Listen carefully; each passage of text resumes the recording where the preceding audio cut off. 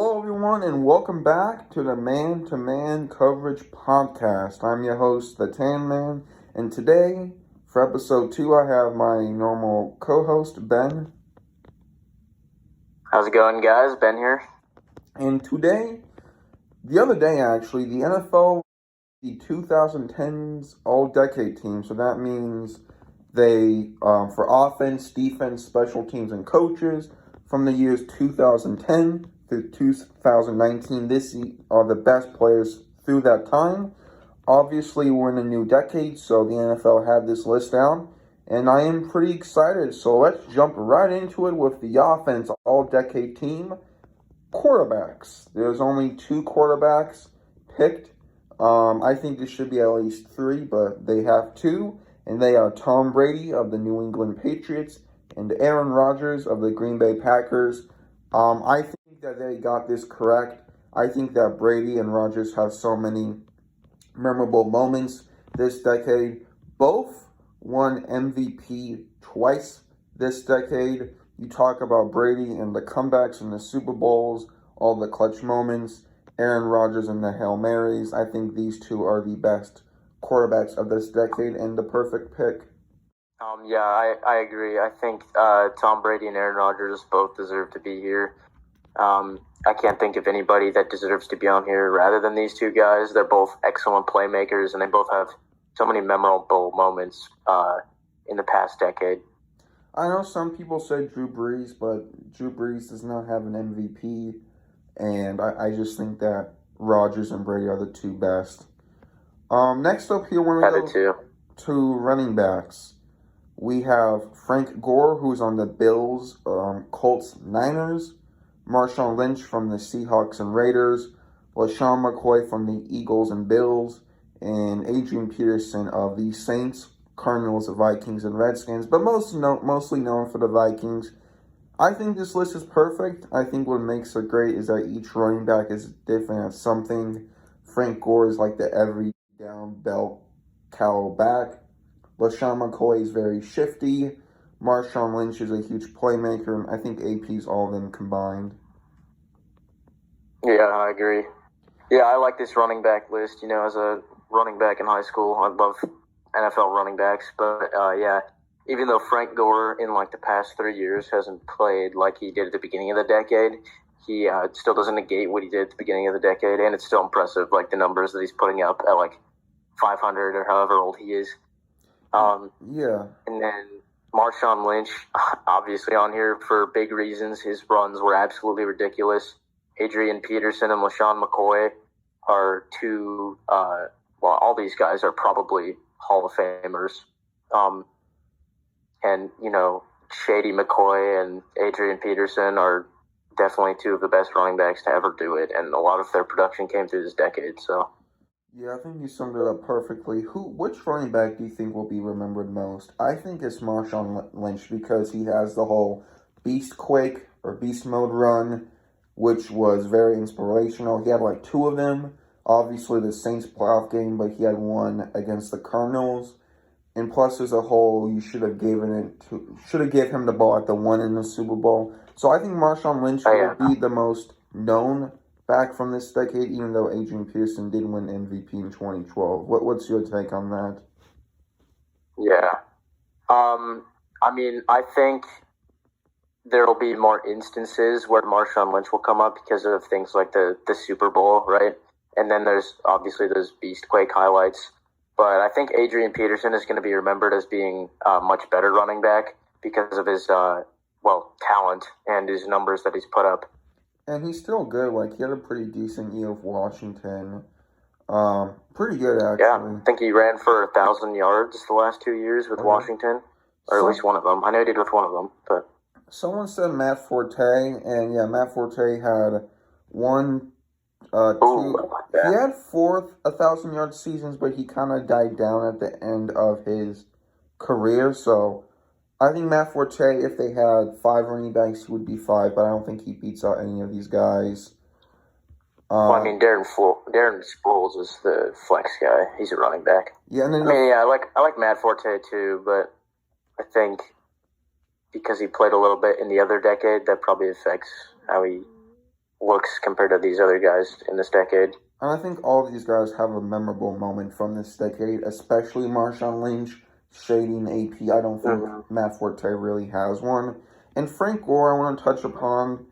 I think it's impressive of how good he is, especially with running backs. Like, DeMarco Murray this decade had like 2 to 3 amazing years, and then he died down and then kind of retired. Jamal Charles, Chris Johnson were all fantastic, but then they kind of died down. So I think Frank Gore's longevity deserves extra credit.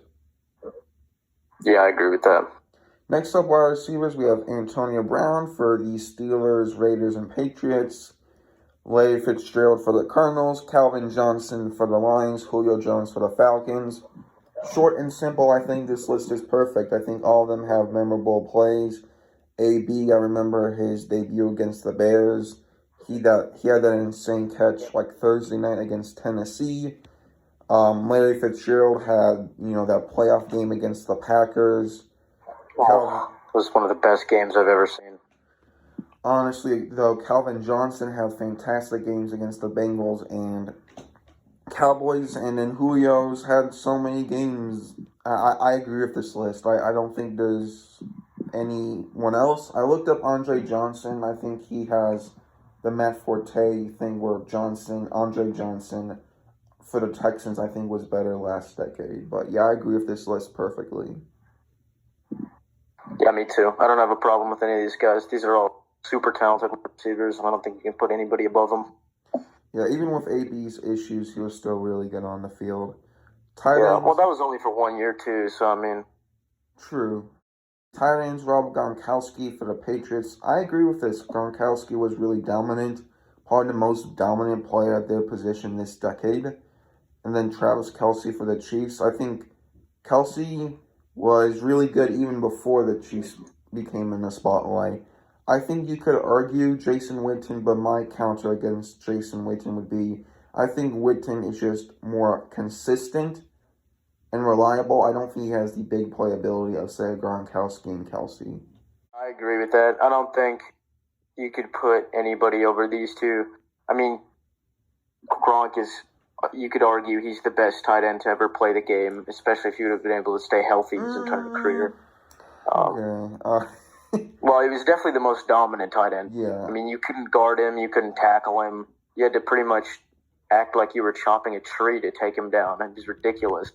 And then, of course, Kelce gets the nickname Baby Gronk because he's a little bit, he plays very similar to Gronk, and he's got a very he makes similar plays and all that. I don't think you can put anybody else ahead of these two guys. Yeah, I agree. Now, offensive line, we're going to go through quickly because it's more difficult to judge O-line, in my opinion. So, tackles, Jason Pierre for the Eagles, I agree. He's been fantastic. Tyron Smith for the Cowboys, I agree. I think both Peters and Smith have anchored the lines. Joe Staley for San Francisco, really good. Joe Thomas for the Browns, love the guy. I don't have that much to say. I think these four are the best at their positions. Ben, what do you have to say? Yeah, I agree. I don't think you can put anybody else from this past decade over these guys. Yeah, I think all four of them belong in the Hall of Fame. Easily. I think all these guys on the list do. I think, guards, we have Ja'Rory Evans. Do you know who he played for, Ja'Rory Evans? He played for the Saints for every year of his career except his last year when he played with the Packers. Okay. That was 2017. Okay. Logan Minkins. I forgot what team. So he played for the Patriots until about 2014, and then for 2 years he played with the Buccaneers. Okay, and then Zach Martin for Dallas and Marshall Yanda for the Ravens, who just retired, by the way.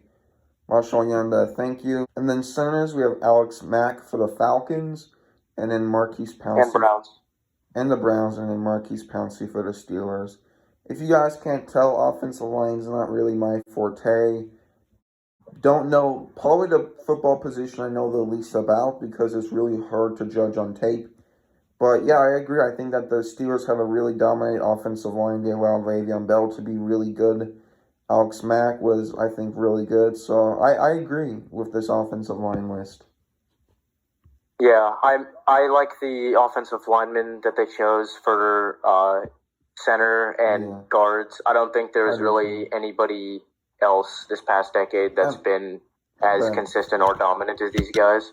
I like But how the list is spread out. Like you have most is two. Like you have guys from different teams. Jan does the Raven, Cowboys. Like oh they yeah, they chose different teams, and that's what I like about this list.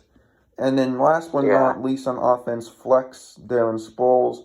I think he's the flex because he was great at running back, but he also did kick returner, and he played for the Eagles and Saints and Chargers. I don't know if he played for the Chargers this decade, but I really like Darren Sproles.